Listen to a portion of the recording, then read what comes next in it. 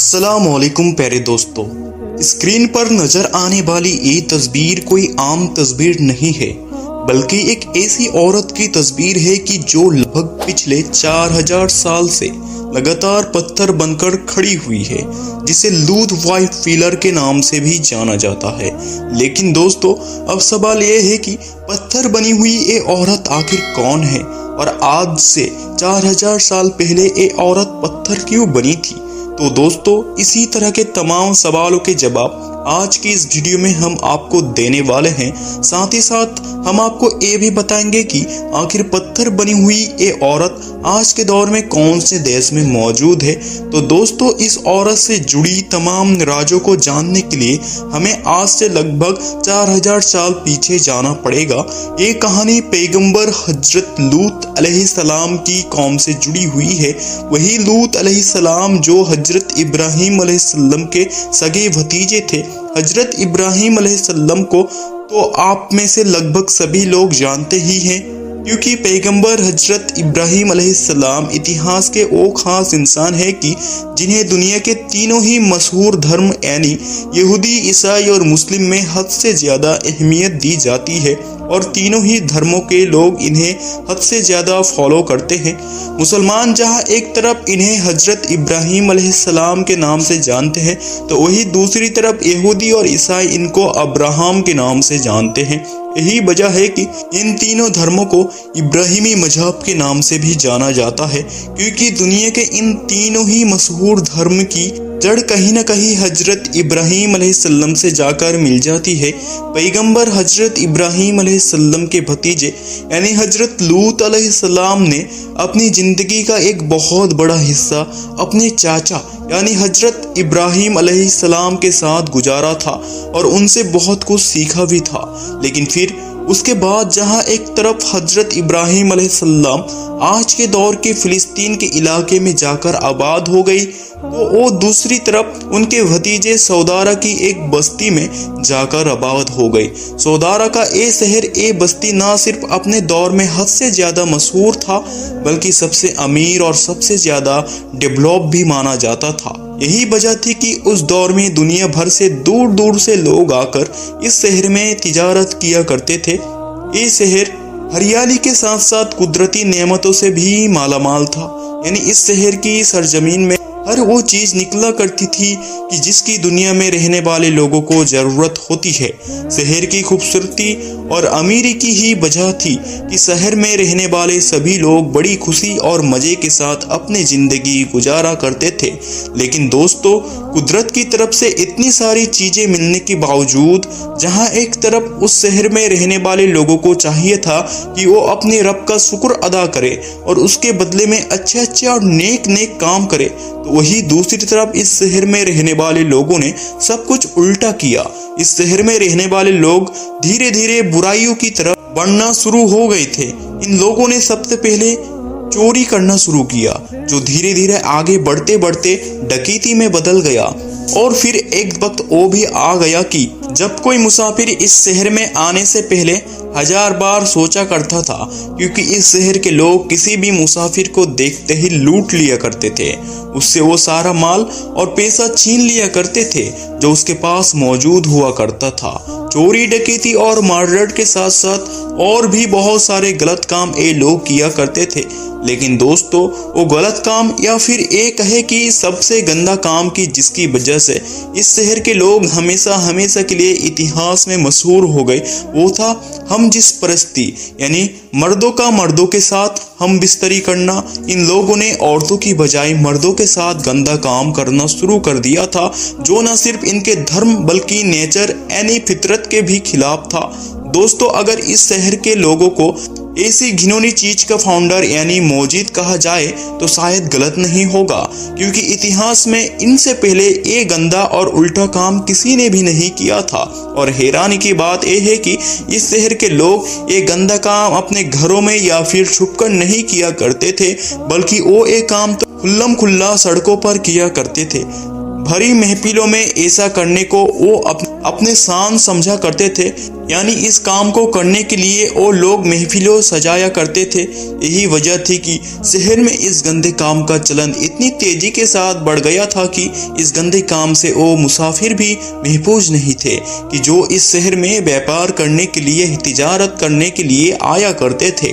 ہر وہ مسافر جسے اس شہر کے لوگ لوٹنے کے ارادے سے گھیرا کرتے تھے، اگر وہ جو مسافر ہوتا وہ خوبصورت اور کم عمر کا ہوا کرتا تو اس کے ساتھ اپنے اس گندے کام کو بھی سر انجام دیا کرتے تھے، جس کی وجہ سے دھیرے دھیرے اس شہر میں مسافروں نے آنا بھی بند کر دیا تھا۔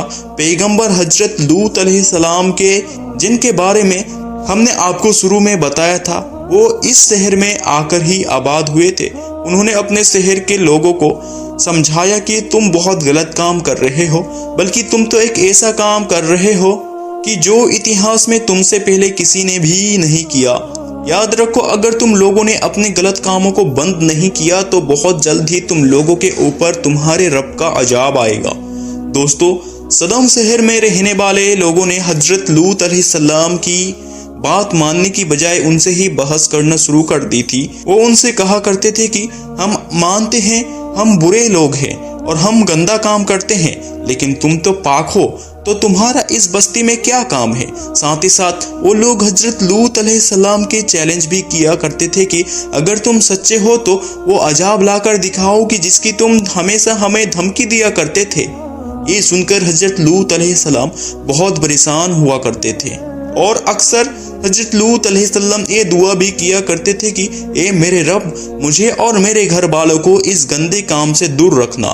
لیکن دوستو، حضرت لوط علیہ السلام ایک بی بی کے جس کا نام زیادہ تر اتہاسکاروں نے بائلہ بتایا ہے، شاید یہ نام غلط بھی ہو سکتا ہے، لیکن بھلے ہی ویسے تو رشتے میں حضرت لوط علیہ السلام کی بیوی تھی وہ، لیکن اندرونی طور پر بالکل صدب شہر کے لوگوں کی ہی ہم خیال تھی، یعنی اس کی سوچ بھی بالکل ویسے ہی تھی جیسے صدو شہر میں رہنے والے لوگوں کی ہوا کرتی تھی۔ وہ صدو شہر میں رہنے والے لوگوں کو ان کے ہر کام میں سپورٹ کیا کرتی تھی اور ان کے ہر گندے کام کو صحیح سمجھا کرتی تھی۔ دوستو، جب اس شہر میں رہنے والے لوگوں نے اپنی ساری حدیں پار کر دی تو آخرکار پھر وہ وقت بھی آ گیا کہ جس کے بارے میں اکثر پیغمبر حضرت لوط علیہ السلام دعا کیا کرتے تھے، یعنی ایک بار دو فرشتے یعنی دو اینجلز خوبصورت لڑکیوں کی شکل میں اس شہر میں آئے۔ ان کی ملاقات سب سے پہلے حضرت لوط علیہ السلام سے ہوئی۔ حضرت لوط علیہ السلام نے جیسے ہی انہیں دیکھا فوراً اپنے گھر کے اندر بلا لیا، ان دونوں کے کھانے پینے کا انتظام کیا اور اس کے بعد ان دونوں کو سمجھایا کہ یہ شہر مسافروں کے لیے بالکل بھی محفوظ نہیں ہے۔ لیکن دوستو، ابھی حضرت لوط علیہ السلام ان دونوں سے بات چیت کر ہی رہے تھے کہ اس سے پہلے ہی حضرت لوط علیہ السلام کی جو بیوی تھی، جو اندرونی طور پر اپنے شہر والے لوگوں کے کاموں کو صحیح سمجھا کرتی تھی، وہ اپنے شہر والوں کے پاس پہنچ گئی اور اس نے جا کر بتا دیا کہ ہمارے گھر پر دو خوبصورت مہمان آئے ہوئے ہیں۔ یہ سنتے ہی پورے شہر کے لوگ جمع ہو گئے اور انہوں نے حضرت لوط علیہ السلام کے مکان کو چاروں طرف سے گھیر لیا، اور وہ حضرت لوط علیہ السلام سے ان دو مسافروں کو اپنے حوالے کرنے کی مانگ کرنے لگے، لیکن حضرت لوط علیہ السلام نے ان کو اپنے شہر والوں کے حوالے کرنے سے صاف انکار کر دیا۔ لیکن ان کے شہر والے بھی ہر حال میں ان دو مسافروں کو حاصل کرنا چاہتے تھے تاکہ وہ دو مسافر کے ساتھ وہی گندا کام کر سکے۔ اس کے لیے وہ ساری حدیں پار کرنے کے لیے تیار تھے۔ یہ معاملہ دیکھ کر حضرت لوط علیہ السلام بہت پریشان ہوئے تھے اور یہ سوچنے لگے کہ آخر اب میں کیا کروں۔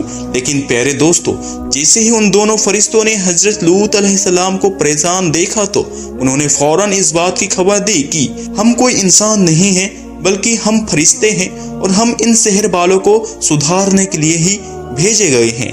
اور پھر ان دونوں فرشتوں نے حضرت لوط علیہ السلام سے کہا کہ آپ اپنے گھر والوں کو لے کر فوراً اس شہر سے باہر نکل جائیے۔ حضرت لوط علیہ السلام فوراً اپنی بیوی اور اپنے بیٹیوں کو لے کر شہر کے باہر نکل گئے۔ حضرت لوط علیہ السلام نے شہر نکلنے کے وقت اپنے ساتھ موجود سبھی لوگوں کو یہ وارننگ دی تھی کہ तुम में से कोई भी इंसान पीछे मुड़कर नहीं देखेगा, क्योंकि जो भी पीछे मुड़कर देखेगा उसका अंजाम अच्छा नहीं होगा। हजरत लूत अलैहिस्सलाम की इस वार्निंग पर किसी ने भी पीछे मुड़कर नहीं देखा। लेकिन प्यारे दोस्तों, हजरत लूत अलैहिस्सलाम की वो बीबी की जिसके बारे में हमने आपको पहले बता दिया कि जो अंदरूनी तौर पर अपने शहर वालों से मोहब्बत किया करती थी और उनके कामों को सही समझा करती थी, उसने पीछे मुड़कर देख लिया। लेकिन जैसे ही उसने पीछे मुड़कर देखा तो उसके होश उड़ गए, क्योंकि पूरे शहर पर पत्थरों की बड़ी जबरदस्त बारिश हो रही थी, जिसकी वजह से लगभग पूरा शहर तबाह हो बर्बाद हो चुका था। ये देखते ही उसके मुंह से निकला, हाय मेरी कौम, और बस मुंह से ये अल्फाज निकलते ही उस औरत का भी वही हाल हुआ जो उसके पूरे शहर का हुआ था। यानी शहर की इस जबरदस्त तबाही ने भी उसे अपने अंदर समा लिया, और उस औरत की लाश आज भी सदोली पर जॉर्डन देश में मौजूद है, जो न सिर्फ एक हैरान कर देने वाला बात है, बल्कि दुनिया में रहने वाले हर इंसान के लिए एक इबरत भी है। दोस्तों, इतिहास की एक खतरनाक घटना न सिर्फ बहुत सारे इतिहासकारों की किताब में मौजूद है, बल्कि साथ ही साथ तीनों ही मशहूर धर्म यानी यहूदी, ईसाई और मुसलमानों की धार्मिक किताबों में भी मौजूद है।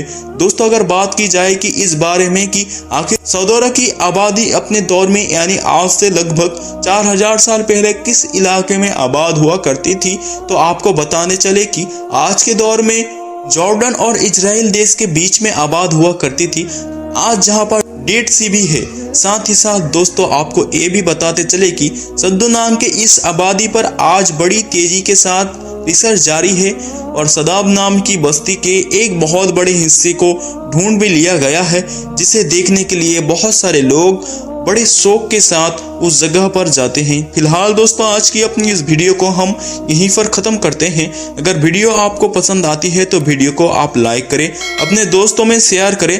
तो हम मिलते हैं आपको अगली वीडियो में, तब तक के लिए अस्सलाम वालेकुम, खुदा हाफिज।